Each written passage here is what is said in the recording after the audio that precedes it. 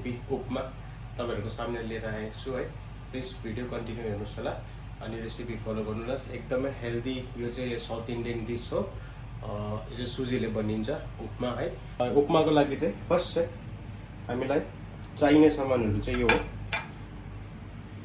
यसमा दाल छ, उडद दाल, नभए चना दाल युज गर्न सक्नुहुन्छ, करी लिभ्स, मस्टर्ड, अनि यो चाहिँ क्यास्यू नट र पिनट, यो पनि रोस्टेड हो है। अनि यो चाहिँ अरोमाको लागि फर्स्ट हामी यो चाहिँ टेम्परिङ गर्नुपर्छ। फर्स्ट हामीले यो टेम्परिङ यो चाहिँ अरोमाको लागि हामी युज गर्छ। फर्स्ट हामी घी लिन्छ, पहिला घी नभए ओइल, तपाईकोमा घी छ भने घी युज गर्नुस्।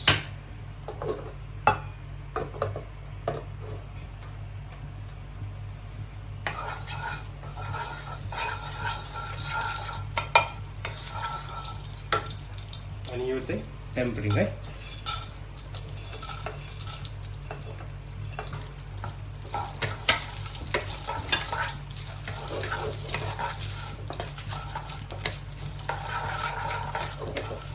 यो टेम्परिङ भइसकेपछि चाहिँ मजाले सम्झाउन थाल्यो। त्यसपछि चाहिँ हामी freshly chop ginger,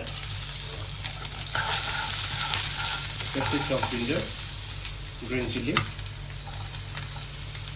onion, chop onion यसलाई मजाले सटे गरौँ।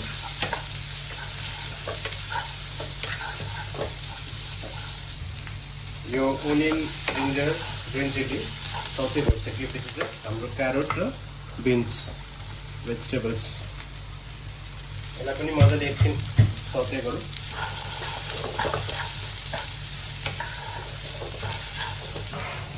त्यो भइसकेपछि मेरो सुजी चाहिँ रवा 1 बोल छ भने पानी पनि त्यसको 1/3, 1 बोल रवा छ भने 3 बोल पानी, जति रवा छ त्यसको अझै 3 डबल पानी हुनु।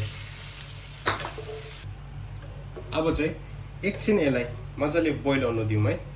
कमसेकम 2 मिनट मजाले यो कुक होस् भेजिटेबल्स है।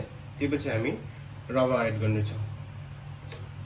यसलाई अहिले चाहिँ कभर गरिदिउँ सो छिटो बोइल हुन्छ। एकछिन राखेर बोइल भएपछि हामी रवा एड गर्नेछौँ। यो बोइल हुन थालेपछि अलिकति सल्ट पनि एड गरौँ। सल्ट एज पर टेस्ट कति रिक्वायर्ड हुन्छ, साह्रै ज्यादा पनि नहालौँ, कम्ती पनि नहालौँ, पछि टेस्ट गरेर एड गर्न सक्छ। फेरि सल्ट लगाएपछि अलिकति ब्यालेन्स गर्नको लागि सुगर पनि युज गर्नुहोस्। म सुगर युज गर्दिनँ, त्यही भएर म चाहिँ यो जागरी हो, हल्का सा स्विट ब्यालेन्स गर्नको लागि है। सो अब चाहिँ हाम्रो रोस्टेड रवा हो, साह्रै यसलाई कलर पनि नदिउँ, हल्का व्हाइट नै होस्, साह्रै बेसी ब्राउन गर्नु पर्दैन, तर यो रोस्टेड नै हो यो पनि। अनि यसलाई बिस्तारै हालेर मिक्स गरौँ है।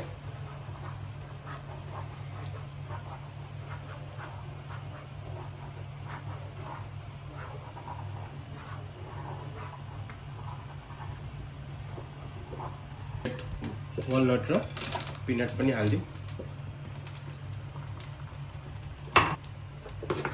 अब चाहिँ यो स्लो फ्लेममा अलिकति बिस्तारै कुक गरौँ है। त्यो पानी बिस्तारै एब्जर्ब हुँदै जान्छ। फ्लेभर इन्हान्स गर्नको लागि माथिबाट घी युज गरौँ अनि चप कोरिएन्डर युज गरौँ। त्यस पछाडि मिक्स गरेर चाहिँ 2 मिनट नभए 5 मिनट यसलाई मजाले ढक्कनी लगाएर सेट गरेर राख्नु है। यो चाहिँ फाइनल रेडी भइसकेको छ है। यसको लुक चाहिँ